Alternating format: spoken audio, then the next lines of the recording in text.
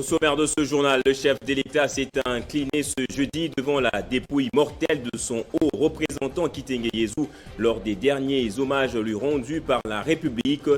Proche collaborateur de Tshisekedi, l'organe, comme on l'appelait, a été le cerveau moteur des stratégies politiques ayant abouti à la création de l'Union sacrée. Et le réseau de rassemblement des ONG et ASBL pour la bonne gouvernance a décerné ce jeudi le diplôme de mérite à Jean-Marie Kassomba pour son travail et son professionnalisme dans la promotion des valeurs républicaines. La distinction lui a été remise dans les installations de Télé 50. Nouvelle édition du journal. Bienvenue à vous tous. Débutons ce journal par les audiences accordées par le président du Sénat successivement à François Grignon et à un groupe des députés nationaux et provinciaux. Les discussions ont porté essentiellement sur la sécurité à l'est de la République. Commentaire de Fabien Lumbala.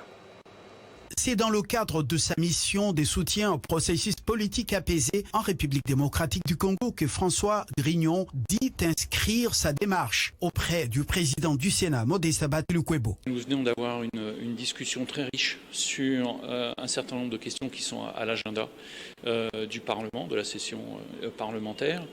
Et comme d'habitude, au niveau de la MONUSCO, nous sommes mandatés pour soutenir le processus politique ici en RDC, de sorte à ce que ça soit un processus apaisé, inclusif. Et donc nous sommes venus échanger avec le président du Sénat sur un certain nombre de questions qui sont à l'agenda du Parlement. Après François Grignon, le président du Sénat a reçu la délégation des députés provinciaux du Sud Kivu à mission des plaidoyers à Kinshasa. Conduite par Blandine Kalafula, cette délégation a fait part à Modeste Batelukwebo des mots qui rongent le Sud Kivu. Mais nous avons parlé de la situation des déplacés de Goma vers Bukavu suite à l'éruption du volcan Nyiragongo qui passe de moments difficiles et dont l'implication des instances nationales pour soulager tant soit peu les problèmes de nos compatriotes étaient d'une... Le Sénat étant l'émanation des provinces, son speaker promet à cette délégation son implication pour des solutions appropriées aux problèmes du Sud Kivu. Modeste Batelukwebo a également eu une séance de travail avec les députés nationaux membres de son regroupement politique AFDCA présent à Kinshasa. En sa qualité de chef de ce regroupement politique, il a donné des orientations claires à ses lieutenants sur les différentes questions d'actualité prêtes à être traitées à l'Assemblée nationale. Concrètement, il leur a demandé de voter pour des initiatives qui vont dans le sens de la promotion du bien-être de la population congolaise, comme le veut le chef de l'État Félix Tshisekedi, a-t-il martelé. Je le disais dans le sommaire aux derniers hommages et inhumations ce jeudi du haut représentant du chef de l'État Kitenge Yezu. Le couple présidentiel s'était incliné devant la dépouille mortelle de son très stratégique collaborateur aux côtés du Premier ministre, des membres du gouvernement et des présidents des deux chambres du Parlement. Le patriarche, comme on l'appelait, est unanimement connu comme le grand pionnier dans la création de l'Union sacrée. Et bien avant la journée de ce jeudi, hier soir, le couple présidentiel avait compati avec une autre famille, la famille Lukwebo, en participant à la messe d'action de grâce organisée en mémoire de Madame Perpétue Namukara, la mère du président du Sénat Bahati Lukwebo, décédée il y a quelques jours dans la ville de Bukavu. Le chef de l'État et la première dame ont prié avec les membres de la famille Lukwebo suite à la disparition de leur mère, Perpétue Namukara. Plusieurs personnalités politiques, dont le Premier ministre, ainsi que de nombreux anonymes, étaient présents à la messe d'hommage en mémoire de l'illustre disparu, célébrée par le cardinal archevêque de Kinshasa, Fridolin Ambongo. Et avec ces longues années que le Seigneur a accordé à sa servante. Cette célébration eucharistique était l'occasion pour la famille Lukwebo de rendre une action de grâce pour la longévité de la maman, décédée à l'âge de 111 ans. La longévité accordée à notre maman, notre grande maman, qui y a eu 111 ans sur cette terre présente. Pour le prélat catholique, vivre pendant un siècle, une décennie et un an dans un pays où l'espérance de vie est autour de 50 ans relève d'un véritable miracle des dieux. Pour clôturer en beauté, le cardinal Ambongo a aussi adressé une intention de prière en faveur de compatriotes affectés par l'éruption volcanique de Nyiragongo à Goma. Et autre chose, à présent, vous êtes un homme qui a voué sa vie au bien du peuple et le monde de la télé. Vous êtes également défenseur des valeurs de la RDC. Ce sont les propos de la société civile réseau du rassemblement des ONG et ASBL pour la bonne gouvernance à l'endroit de Jean-Marie Kassomba ce jeudi. Cette organisation de la société civile a remis un diplôme de mérite au directeur général de Télé 50 pour son professionnalisme et son travail abattu en tant qu'homme des médias. Il est 11h30 quand la société civile Réseau des rassemblements des ONG et ASBL pour la bonne gouvernance foule l'espace 50. Objectif, remettre le prix de mérite au président provincial de l'UNPC et directeur général de Télé 50.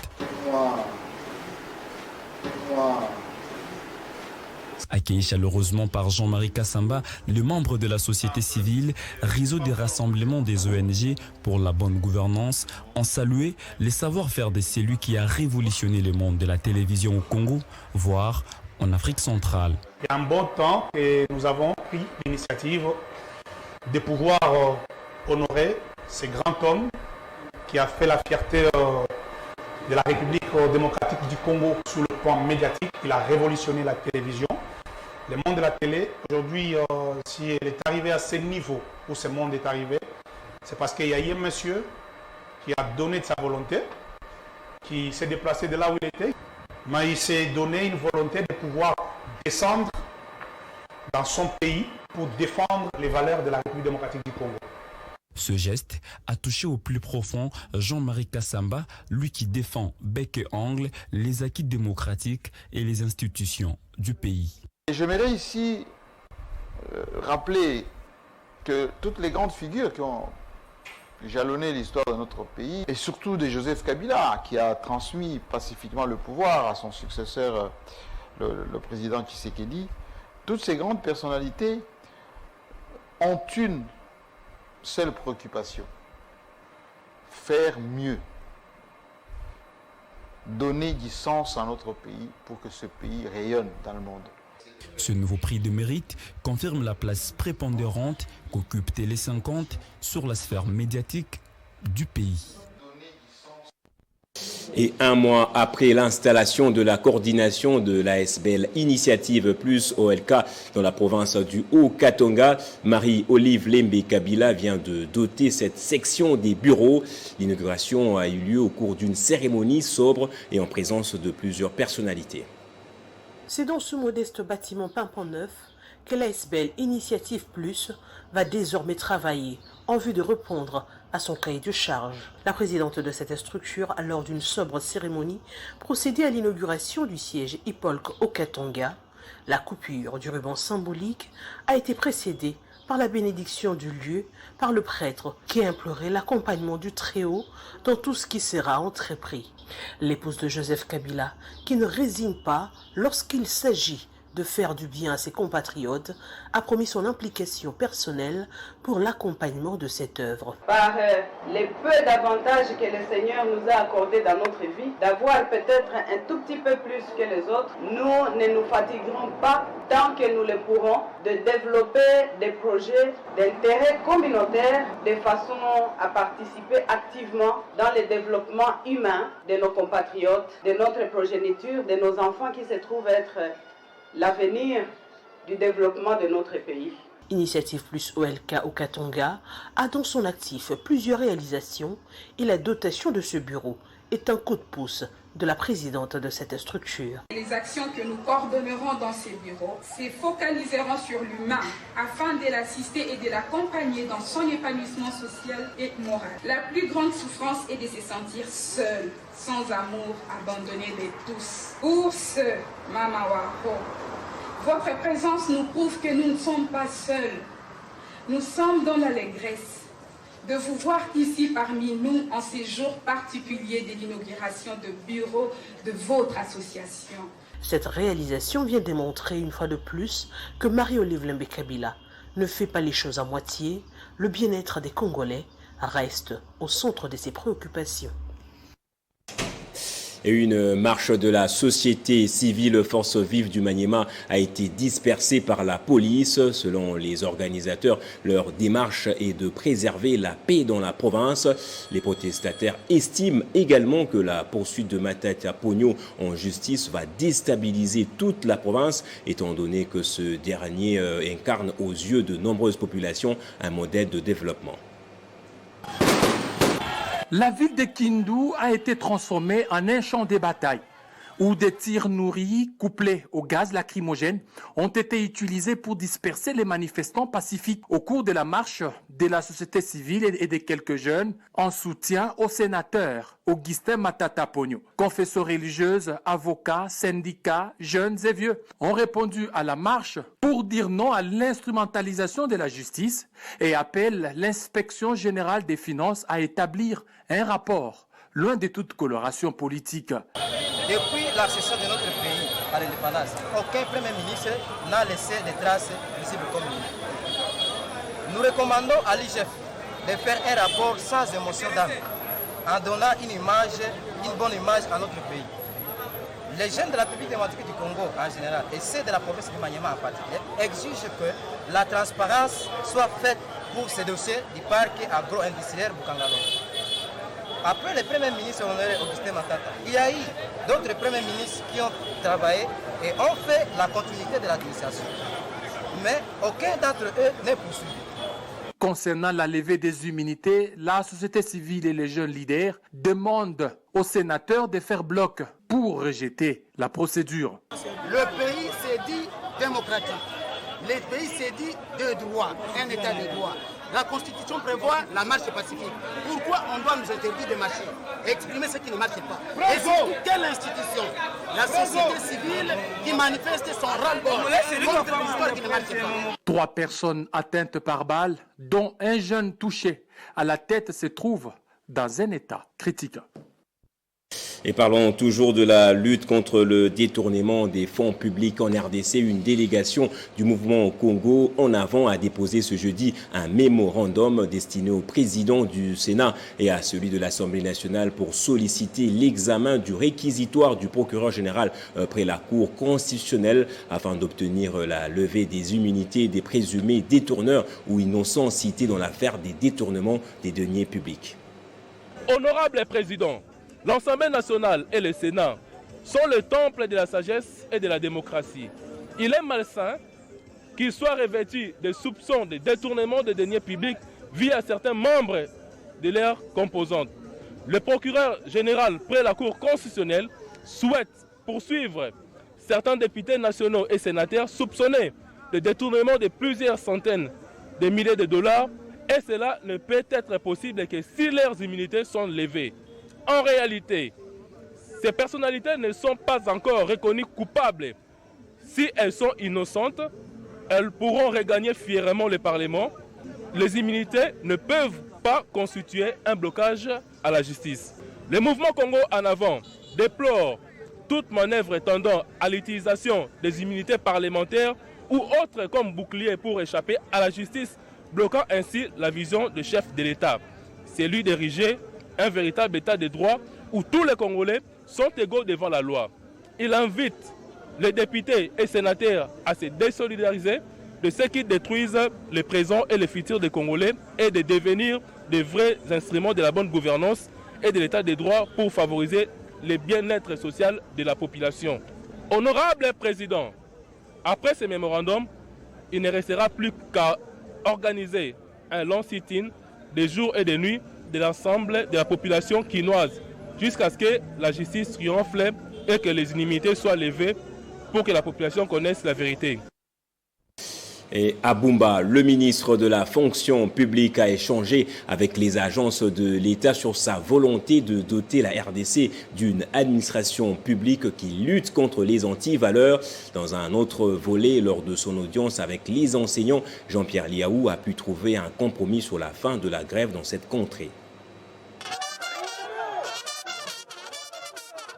Après l'Issala où il a représenté les chefs de l'État, au sacre de l'évêque José Bernard Likolo, le vice-premier ministre, ministre de la fonction publique Jean-Pierre Liaou Ebois s'était rendu à Bumba dans la province de la Mongala avant de regagner Kinshasa. À Bumba, c'est tout un peuple heureux de revoir. C'est lui qu'ils ont accordé le mandat d'élu du peuple, revenir sur ses terres natales en qualité de vice-premier ministre, ministre de la fonction publique. Et la joie était à son comble. Portant l'effigie du chef de l'État à perte de vue, la foule accompagne le vice-premier ministre jusqu'au stade de Bumba. Dans sa communication, le VPM a débuté par le remerciement au chef de l'État pour sa nomination comme vice-premier ministre, ministre de la fonction publique. Merci Nzambe parce que Yende a permettre de Tata Mokondi Ekolo, son Excellence Félix Antoine Tshisekedi Tshilombo, Fachi Beta,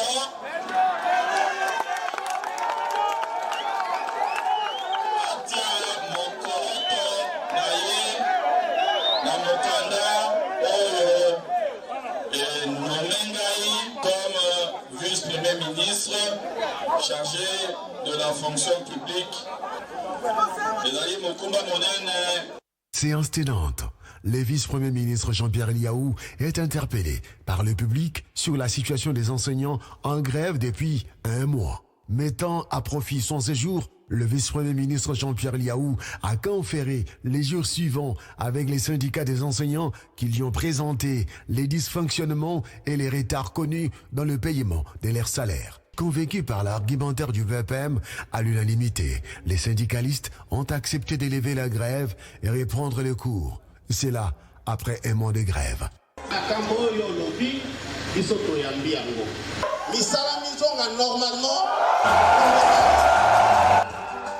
À Bumba, le vice-premier ministre, ministre de la fonction publique, a aussi sensibilisé les fonctionnaires de l'État sur la vision du gouvernement Samalou Kondé et les réformes envisagées pour endiguer toutes sortes d'antivaleurs pour redorer l'image de la fonction publique. Et climat des affaires en RDC, l'accès au crédit pour les investisseurs est l'un des problèmes majeurs que rencontrent les entrepreneurs congolais.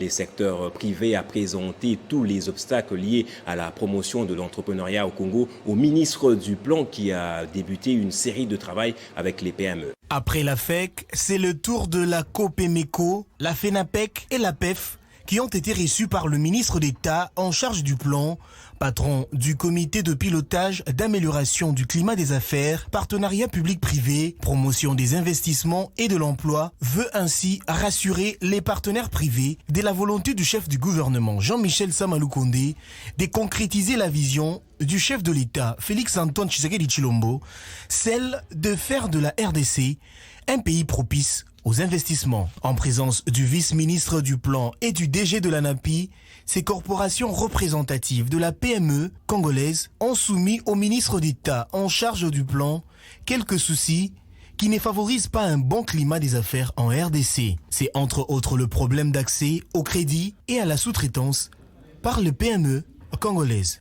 Ce représentant des hauts niveaux de la COPEMECO, PEF et PENAPEC se disent aussi rassurés par la volonté du gouvernement de faire bouger les choses pour la promotion des investissements domestiques. Vous savez très bien que sans la PME, l'économie d'un pays ne peut pas avancer. Parce qu'on a ici chez nous. Le ministre d'État en charge du plan, Christian Mwandonsimba Kabulo, dans ses attributions d'améliorer les climats des affaires et promouvoir les investissements et l'emploi, reste déterminé à accompagner le secteur privé afin d'assainir l'environnement des affaires en RDC. Après la FEC, c'est le tour de la COPEMECO, la FENAPEC et la PEF qui ont été reçus par le ministre d'État en charge du plan, patron du comité de pilotage d'amélioration du climat des affaires, partenariat public-privé, promotion des investissements et de l'emploi, veut ainsi rassurer les partenaires privés de la volonté du chef du gouvernement Jean-Michel Sama Lukonde de concrétiser la vision du chef de l'État Félix-Antoine Tshisekedi Tshilombo, celle de faire de la RDC un pays propice aux investissements. En présence du vice-ministre du Plan et du DG de l'ANAPI, ces corporations représentatives de la PME congolaise ont soumis au ministre d'État en charge du plan quelques soucis qui ne favorisent pas un bon climat des affaires en RDC. C'est entre autres le problème d'accès au crédit et à la sous-traitance par les PME congolaises.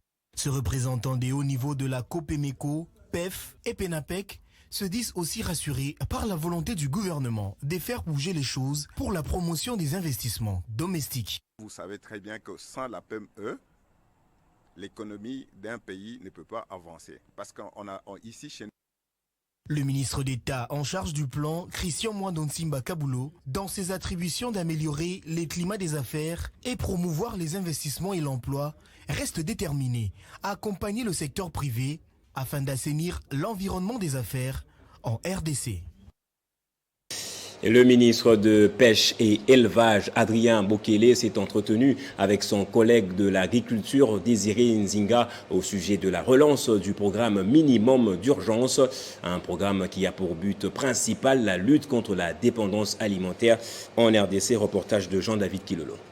Enfin, un programme minimum d'urgence alimentaire est en gestation.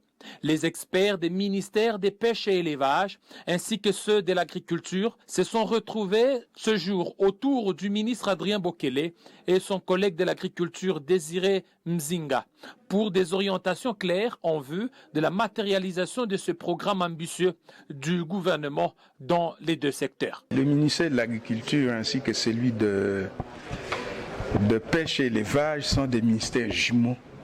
Ce sont des ministères qui ont évolué ensemble. Nous avons tout simplement réuni tous nos experts en vue de mettre sur pied un programme minimum d'urgence par ministère.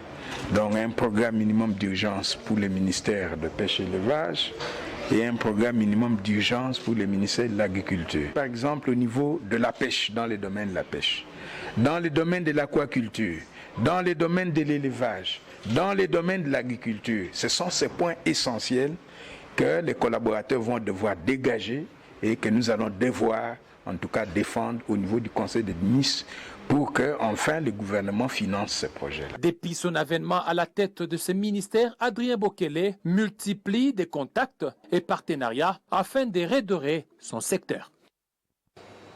Et clôture de la session d'avril au Conseil économique et social où le président de cette institution, Jean-Pierre Kiwakana, a alerté sur la montée du lac Tanganyika et demande au gouvernement de prendre toutes les précautions pour éviter le pire. Reportage de Jean-David Kilolo. C'est dans un contexte particulier que s'est clôturée la session d'avril au Conseil économique et social. Un contexte dominé par la pandémie coronavirus, état de siège dans les deux provinces Ituri et Nord Kivu et l'éruption volcanique à Goma. En qualité de conseiller de la République, Jean-Pierre Kiwakana a lancé un appel au gouvernement pour la transparence dans la gestion des revenus miniers, d'autant plus que les mines sont un secteur susceptible de booster le développement de la RDC. La raison en est très simple. La RDC n'a pas les clés de son coffre-fort. Alors que l'on continue, pas toujours subtilement, à nous marteler que d'autres sont mieux outillés pour gérer nos richesses. Et finalement, c'est les gardiens des clés qui imposent les rites et les pas de danse. Quand il reste les chefs d'orchestre. Concernant la montée des eaux du lac Tanganyika, le Conseil économique et social alerte que ces phénomènes est le fait non seulement des effets des changements climatiques, mais aussi des activités anthropiques.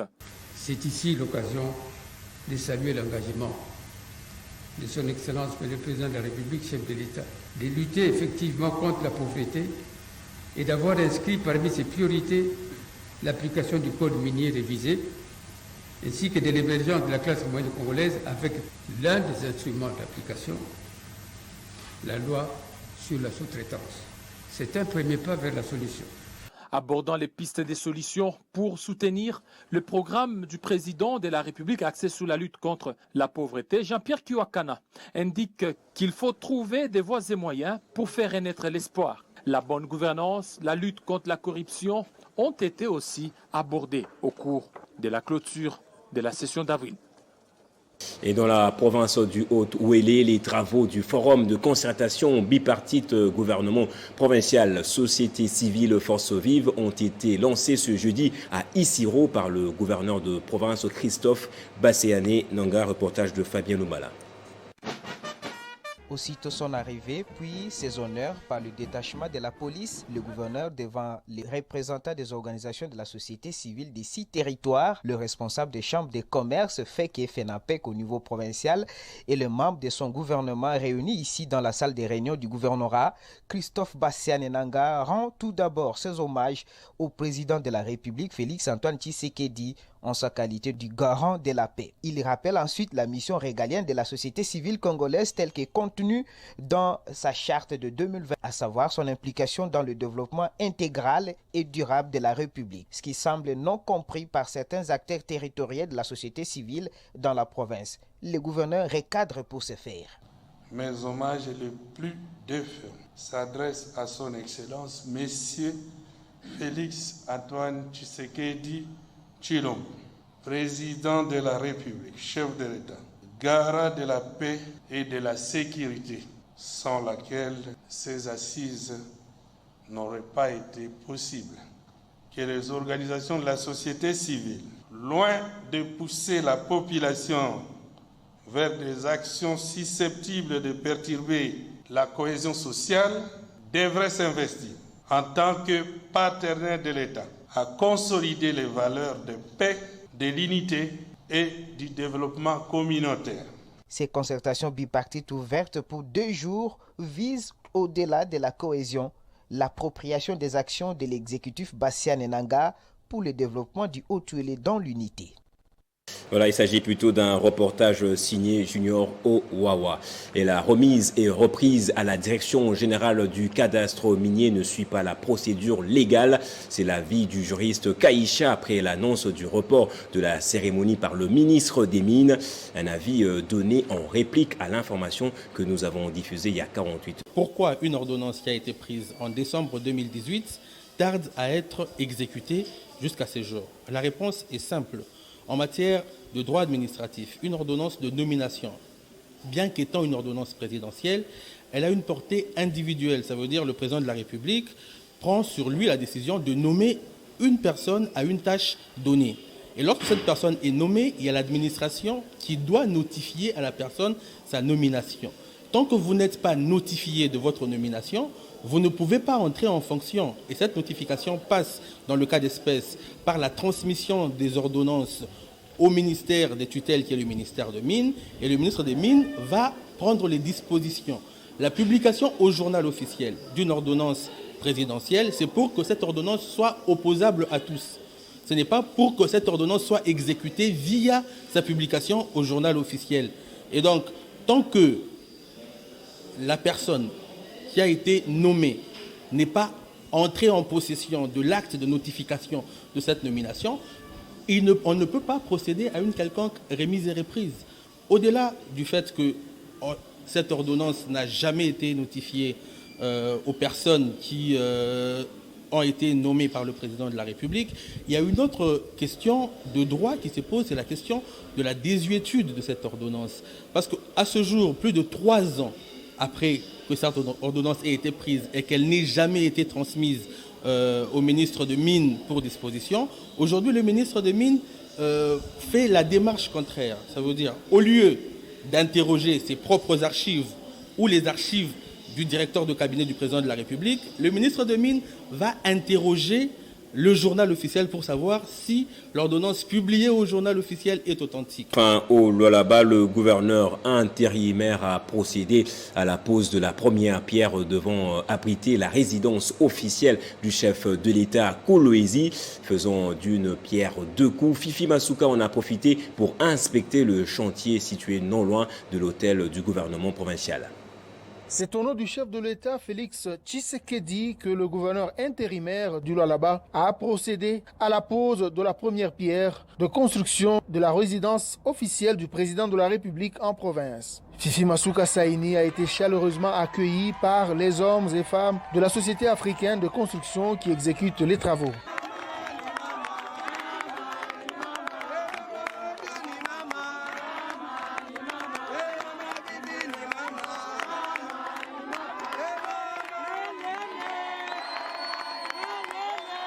Elle s'est fait accompagner de quelques membres du gouvernement provincial, dont Paulin Kalau, commissaire général du gouvernement provincial en charge de sport, faisant l'intérim du ministre provincial des infrastructures. Sur place, la première citoyenne du Lualaba a reçu auprès du manager Bilal des explications claires et nettes de la maquette de cette résidence. Donc on a fait quand même un plan qui peut correspondre à pour que le président, quand il arrive, ça sera vraiment un séjour agréable pour lui et même pour garder même sa sécurité. Un immeuble qui sera construit au standard international avec beaucoup de compartiments pouvant assurer un bon séjour du garant de la nation dans la province du Cobalt. D'après le responsable de la Société africaine de construction, ces travaux pourront prendre 10 mois. Il travaille d'arrache-pied pour terminer avant le délai. Pour l'autorité provinciale, ces travaux sont initiés non seulement en vue de doter le président de la République d'une résidence où il pourra loger confortablement lors de ses visites au Lualaba, mais aussi élever le niveau de la province dont la réputation a déjà traversé les frontières du pays.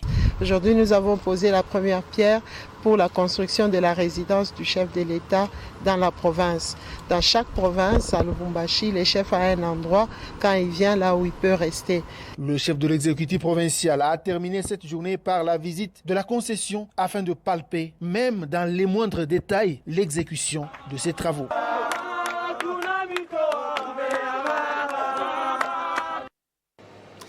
Le rappel des titres à présent.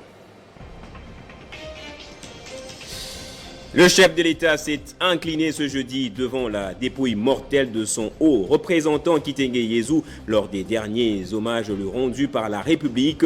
Proche collaborateur de Tshisekedi, l'organe, comme on l'appelait, a été le cerveau moteur des stratégies politiques ayant abouti à la création de l'Union sacrée. Et le réseau de rassemblement des ONG et ASBL pour la bonne gouvernance a décerné ce jeudi le diplôme de mérite à Jean-Marie Kassomba pour son travail et son professionnalisme dans la promotion des valeurs républicaines. La distinction lui a été remise dans les installations de Télé 50. Fin de ce journal, merci à vous tous de l'avoir suivi. L'actualité plutôt reste en continu sur votre chaîne.